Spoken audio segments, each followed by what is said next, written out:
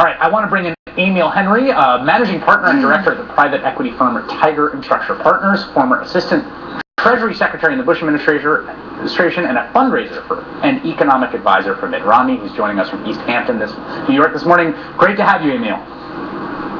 Hey, good morning, Chris. Great to be with you. All right, so you've just watched my class war disquisition and about donor psychology. Do you think there is this divide between the perspective and politics and policy positions of the very, very small number of Americans who can afford a $50,000 spot and the mass of public opinion, and does that affect our politics?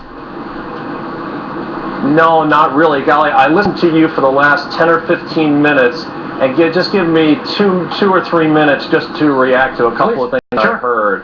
And this will get right to your question. So first of all, I heard, you didn't say this, but one of your guests just said that President Obama is not transactional. I actually would disagree. I think President Obama is the most transactional president I've seen since I became politically active back in the early 1980s. Let me give you one very simple example, and it goes to this issue of donors and money and politics, et cetera, et cetera. Historically, and in this election, in the last few elections, the biggest money, the single biggest chunk of dollars in an election has come from the unions, which have historically been Democrat. And if you want to talk about transactional, let me finish, please. Okay, let me finish. But that's just not true. If you want to talk about it, if you want to talk about, well, there was $200 or $300 million in the last election.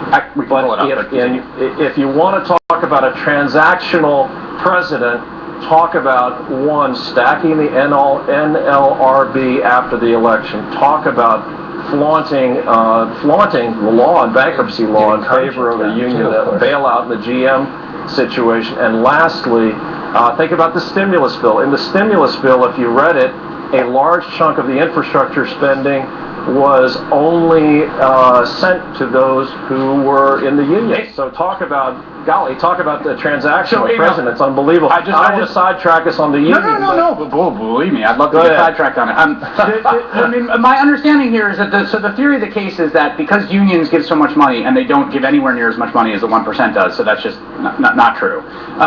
But because unions give so much money, the president has been a slave to labor interests in his in the way he's pursued. The number one legislative priority from labor unions, which was card check, which I'm sure you're familiar with, Employee Free Choice Act.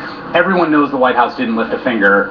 The appointments on the NLRB, particularly the recess appointment that happened, I think 6 months after he had been pressured by AFL-CIO for one little thing, and we just had a huge number one union issue in the world, okay, in the United States, was the Chicago Teachers Union strike in the president's hometown, in which all labor wanted was for him to weigh in on it, and he said not a thing. Let me tell you, if there were a bunch of billionaires under siege, I think we probably would have heard something. But I want you to stay right there, and we're going to talk more about this right after this break.